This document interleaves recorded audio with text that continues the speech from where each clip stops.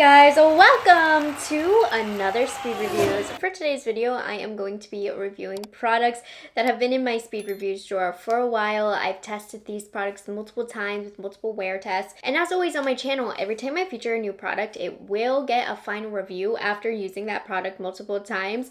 And that is what this video it is. It is my favorite series I have going on my channel. We have probably the shortest one I've had in a while. You're welcome, Jose, but I'm going to be speed reviewing 19 of the newest products that I've been testing.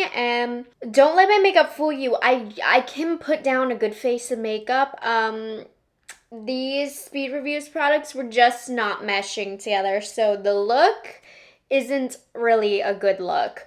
But you know, I would rather forgo looking good in a video so that I can give you all of the demos and swatches of the products that I'm talking about today.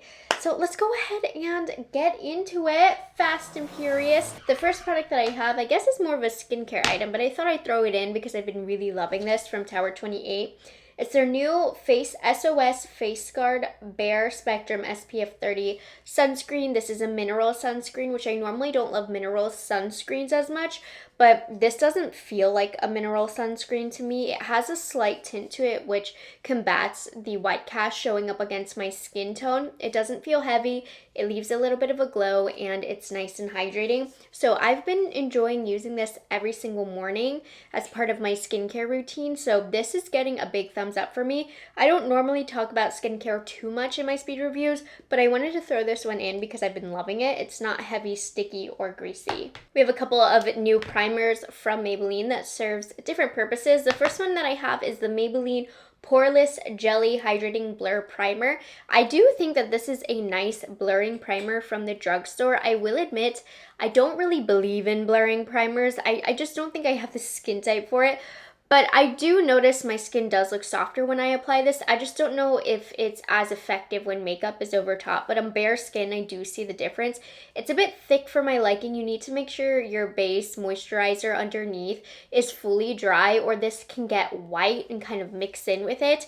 It's okay. It's not a product I'd personally repurchase though. In my opinion, the new Milani Blur Primer is a bit better anyways. Now, this product I like. It's from also Maybelline. It's the Grippy Serum Makeup Grip Primer. I like this because it's grippy, but it's not too grippy. But I do find the grippiness kind of dries really fast to the point where it loses the grip after a short amount of time. So if you like the grip, you better apply your foundation over top of this nice and quickly. I like that it feels thin. I personally like that it kind of dries down quickly. I don't like a base that's too sticky. It feels lightweight and has a nice hydration to this.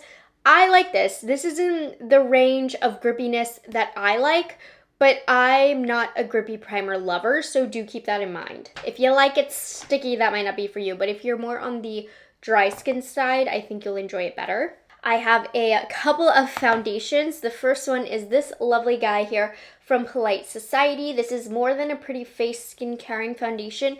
This is feather light on the skin. It feels just so light on the skin, just like air. And I think it looks pretty as well. I mean, if you're looking for a foundation that you don't want to feel anything, I think you will enjoy this. I think this wears very nicely. I think it does have blurring properties as well. It's very easy to use, wears a good amount of time. I like this one, but one that I like better, this needs to be in my monthly favorites. It's from Jane Iredale. What do they call this? The Skin Tuition Radiance Boosting Liquid Foundation. I really feel that this blurs the skin and perfects the skin. It gives a true medium coverage with a velvet matte finish to it, but it's not like a drying, suck the life out of you matte finish to it. So I think it's beautiful in terms of blurring over the skin and just giving that velvety touch. It also has a decent wear time. It's not like the longest lasting foundation I've ever used, but it's so pretty it doesn't need to be. I have been loving this so much. This is my new current favorite foundation. My shade is 28 Light. Maybe like a hint dark, but after a couple hours in the sun, I think this will be a perfect match for me. Now, this next item that I have, honestly, I haven't used it too much. It's been in my speed reviews drawer for forever, and after a while, after a certain product is just sitting in the drawer and I don't want to use it, I'll occasionally do videos on them. I'm just going to put it in this one. I haven't loved it enough to reach for it. And it's this little Mob Beauty quad. And I'm not saying the products in here aren't high quality. I just haven't wanted to reach for it. I don't really love the colors that I have in here. Today I use this guy as a concealer on my under eyes. It is surprisingly creamy and thick. It works great for that. I have a highlight, a blush, and then this like little weird cream eyeshadow, sparkly eye topper, which is pretty. I'm not attracted to it. I don't want to use it. The products in here are fine. I don't really love this highlight. It's okay. I don't know. I don't love this. Nothing bad to say about the quality. I haven't wanted to reach for it, and I think that's more than enough of a review. I have a couple blushes because, as you know, we are currently in a blush craze. So I have these little dupes of the Milk Makeup jelly blushes. These are the Makeup Revolution jelly blushes, and I'm actually really happy that I'm reviewing these after having this for a few weeks, probably a couple of months, because these have already pretty much dried out. I'm getting little to no color from these. When I first used them, I thought, you know what, I might actually like these a little bit better than the Milk Makeup, but time has proven me wrong because these guys are giving me almost no color. They're almost all dried out, so I don't recommend these. These have also been in my speed reviews drawer for a while because I find them inconvenient to use. I like the formula. These are from the brand Espresso, and this is a smaller brand, but I really love the products and the vibe of the brand, and these are very cool. They're the blushes, but I hate this packaging. You have to squeeze out the product really hard, and the product itself is very thick, so you have to put a lot of pressure on there, and I feel like with the product being thick, sometimes it can look a little chunky or attached to hairs on the face, and it's just a pain in the butt to apply. There's other blushes that I'm going to reach over for this. So this is just an okay product. It sat in my drawer for a while because I didn't find it convenient to use, and I think that that's a huge part of a review, so I haven't really wanted to reach for them. The colors that I have are very pretty. The formula is just okay, but I wouldn't recommend them. What I do recommend and what I love, the best blush in today's video, is from Armani. It's the Luminous Silk Cheek Tint. I got the new shimmer finish in 62S. So I got this a couple months ago, and this has a really pretty shiny finish to it. It's not too shiny, honestly. So 62 in their regular finish was one of my favorite colors from this line. So when I saw that they were getting a shimmery finish, I had to get it. I don't notice the shimmer too much on the cheek. I don't think there's too much of a difference between the two, so I don't think that I necessarily needed it. I love this shade so much. I enjoy this formula a lot. It's very, very easy to use. But me having the original shade 62, I didn't need this one. But it does have that little bit of extra pop against the light. But I could get that look by also kind of mixing my foundation, putting highlighter over top. So one or the other, you don't need both. But it is a very, very nice formula. Moving on to what I'm using for the eyes, we just have a couple products. Today's, luckily, is a very speed review. So I have this from Maybelline. It's the Super Fluff Brow Mousse. It's okay. I am pretty picky when it comes to tinted brow gels. This can get messy fast. You need to make sure that you wipe your spoolie off. And it does do a nice job, honestly, of filling in the brows for something quick, but it's just a messy style of product. It's not a quick go-to for me. The idea of it is great, but you saw in the demo, it got pretty chunky here in the beginning of my brow. I was able to very easily take a spoolie and kind of brush it out and getting it look back to normal, but I'm just somebody who needs a little bit more precision when it comes to shaping my brow to get a cleaner look. I think, you know, if you have very model-esque, bushy brows that don't need filled in very much, you might enjoy this, but for me, it's not my cup of tea. And there are a couple other tinted brow gels that I do prefer over this one. It's not bad, but it's not great. And what I mean when I say I need just a little bit more definition and precision, I prefer a good old brow pencil. So I've been using the Rephr Easy Everyday Brow Pencil. This is a lovely brow pencil. It's easy to use. It doesn't deposit too much color nor too little. It's a nice stiffness. It's not too creamy. Very easy to use. You can use light pressure or heavy pressure depending on the level of pigment for the stroke that you want. I use the shade light brown. overall, just a good, easy to use everyday pencil. I really like it because when I use brow pencils like Rare Beauty, which stick the brows down first, this will still deposit color over top of that gel without moving my placed brow hairs. So I enjoy this one a lot. I've reached for it a lot. I've been enjoying having it. The next product that I have is technically for the face, but I've only been using it for the eyes. Yes, it's giving me that very pretty lavender sparkle all over the eyelid. This is from NYX, and it's the Buttermelt Highlighter. Now, I can only speak of this color, and that's why I didn't put this in the face section, because I'm sure like the champagne finishes are going to be a little bit different. But I have this in the shade Holographic Lavender, and if the other shades are glittery like this, I would hate this for the face. But for this particular shade, I'm not mad at it because I love the glitter on the eyes. If you're like a festival goer, I think you would enjoy this for the face. I personally like to stay at home, read books, and watch reality TV, so glitter highlighter isn't really personally what I'm into, but I do like me a little bit of a glitter eyeshadow, and I think this is so stunning. It's very easy to apply, and if you like a lavender eyelid color that's glittery, I would recommend this. I've enjoyed doing looks with this, surprisingly. It's a little unnecessary to buy this big old thing for my eyelids, but that's how I've been utilizing it. The last product that I have for the eyes is a new mascara that I've been testing. I recently got a comment asking my thoughts, so here we are. It's from Too Faced. It's the new Ribbon Wrapped Lash. Now, this is a tubing mascara, which means when you go in the shower, that is what is going to get the mascara off the warm water. It's going to come off in tubes. Don't try and use a makeup remover to remove it. I think it builds up really lovely on the lashes. It does weigh my lashes down. My lashes get weighed down very easily. What I don't like about this is it doesn't really ever dry. My lashes stay sticky, and I'm somebody who needs a dry mascara because I curl my lashes after applying mascara, and when I curl them, they just fall flat. So for me, this is just not a good mascara. I think it coats the lashes nicely, but in no way is this ever going to hold a curl for me.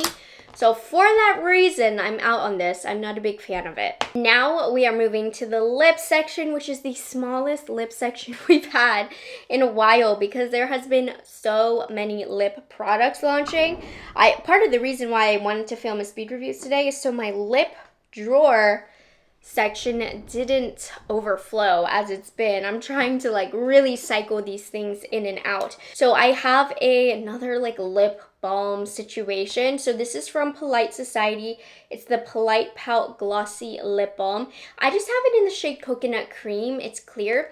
This is a lot thinner than a lot of the other glossy balms that are out right now. It reads more true to a lip gloss than I would say like a lip balm. It is extremely nourishing. It has a slightly good taste. Don't ask me how I know that. I like this a lot. I mean, it's a little runnier than I prefer. I'm probably still going to reach for my Summer Fridays over this, but it has a really nice glossy formula and look, and if you like it a little bit thinner but still want it very hydrating, I definitely recommend looking into these. Another one that I've tried is from e.l.f. This is the Glow Reviver Melting Lip Balm. I have the shade Strawberry Shortcake, and this is a very nice job well done, e.l.f. I think I like the color. It's the right level of pigment. It's definitely a little thicker and stickier if I'm to directly compare it to the Polite Society. I think, you know, for it being e.l.f., for it being cheaper than some of my favorites, I'm not mad at this. I think it's a good formula. It's just a little leaning more towards Vaseline, whereas the Polite Society is leaning more towards like liquidy lip gloss, if that makes sense. Now, this was an exciting launch from Laneige. They launched 2 new flavors in their lip balm formulations, and you guys know I've been a longtime fan of their lip sleeping masks. So they launched both in the lip sleeping mask and the lip glowy balms, matcha bubble tea and taro bubble tea. And if there's one thing to know about me and my husband, we love a bubble tea date. So I was ecstatic to see these. Now, you already know, formula-wise, I enjoy the lip masks. I also enjoy the lip balms. Now, the formulas, the scents, I mean, matcha, it might be giving too grassy to me. It's not sweet enough smelling, so I thought I liked it at first. I've decided I haven't. However, the taro bubble tea flavor smells exactly like a taro bubble tea that you get at Kung Fu Tea, which, by the way, has my favorite taro bubble teas. Oh, my mouth is watering thinking about them. So I've enjoyed more so reaching for the taro bubble tea. And when it comes to the lip glowy balms, the matcha leaves a weird, sickly, gray, greenish color on my lips. Don't like the smell of it either. So again, taro bubble tea has been my go-to. So if you smell them in store, I'm warning you, I don't really like the matcha. Taro bubble tea is where it is at. I have a couple lip liners that I've been testing from the drugstore. These have been very popular. I mean, it seems like Maybelline is killing it with their launches. These are the lifter liners, and I have two shades. The lighter pink color is Line Leader, and then the deeper shade that's a little bit more on the warm side is Out of Line. These are very, very nice. They have a good set down, and they last a good amount of time. So you saw I did the hand test, and the liner stayed still. These apply nice and creamy as well, but I will admit they do not last nearly as long as, say, Charlotte Tilbury, which has that same similar, very nice, easy, smooth glide and then set down. Charlotte Tilbury it just lasts longer, and that's that. This is quicker to fade, but I think for the drugstore, there's not a lot of good lip liner formulas that are gel like this, so I think that these are a great option. And the last product that I have for today's speed reviews is what I have to say the best glittery lip gloss formula that you can just like buy in store. They're from Catrice, so they're extremely affordable. These are the Diamond Glaze lip glosses from Catrice, and these give glitter. I hate a brand that launches a glittery lip product and then the glitter is hardly to be seen on the lips. This product gives true glitter to the lips. Like, do you see this? Even to the point where I'm like, oh wait, that's a lot of glitter. But they did their thing. They did their thing. They did what they claimed to do. They succeeded, and I will not fault them for that. The only thing with this lip gloss is it's thinner. It doesn't have a good lasting time. So the lips look a little icky, a little quickly. It just kind of fades away and looks a little crusty. So wear time on this is nothing to write home about. But I will kind of close one eye, you know, and look away because it's definitely at Ulta on the drugstore side, the most glittery lip gloss I've ever used. And I gotta give them their flowers. It's impressive. So if you need a glittery lip gloss, by golly, Catrice did an amazing job. And just like that, nice and quickly, I actually did a speed reviews this time, just trying to get the flow of product in and out of my drawer. And my husband, who absolutely hates editing my 40+ product speed reviews video. You're welcome, but I cannot promise you the same next time. So I hope you guys enjoyed this speed reviews. If you've tried any of these products, let me know your thoughts and experiences on them down below. As always, I will have all of the products that I'm talking about linked in the description box as well as tagged on YouTube Shopping. Thanks for hanging out with me. Happy Monday, and I will see you guys in the next one. Bye guys, have a good one. It's delicious.